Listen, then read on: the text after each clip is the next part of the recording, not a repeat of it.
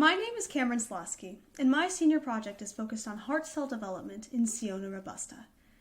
I'd like to introduce you to Siona robusta, more commonly known as the sea squirt. The simple sea squirt has a lot more in common with humans than you might think. For example, like humans, sea squirts are made up of a variety of different cell types, such as the cells that make up their outer protective layer or the cells that make up their heart. Miraculously, all of these cells arise from a single cell during development.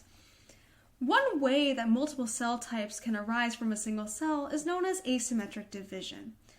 During asymmetric division, one cell will divide into two distinct daughter cells, each of which can perform different functions.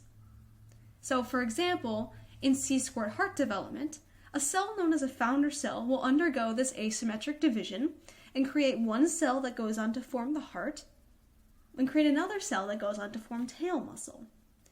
And the way that this occurs in the sea squirt is through a process called membrane receptor trafficking.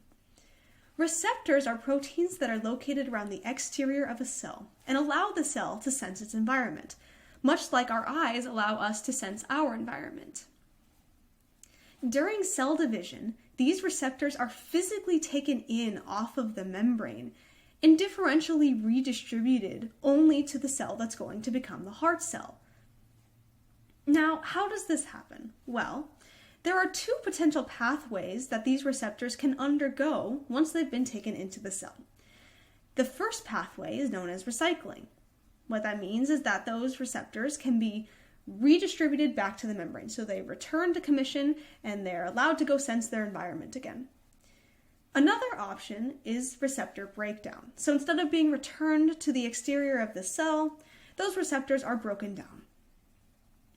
My project has been looking at how receptor breakdown and receptor recycling dictate how receptors are differentially moved from one side of the cell to the other.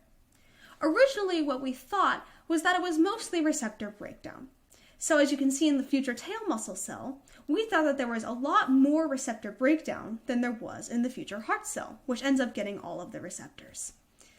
What turns out is the case is that it's not only breakdown, but also different rates of recycling that are determining where these receptors are going. But receptor breakdown versus receptor recycling actually play different roles at different time points during division. So differential breakdown is what is the day earlier on in division, whereas recycling is what really plays a role later in division. Hopefully these findings will allow us to not only better understand sea squirt heart development, but also to understand how different cell types emerge across organisms in humans and beyond.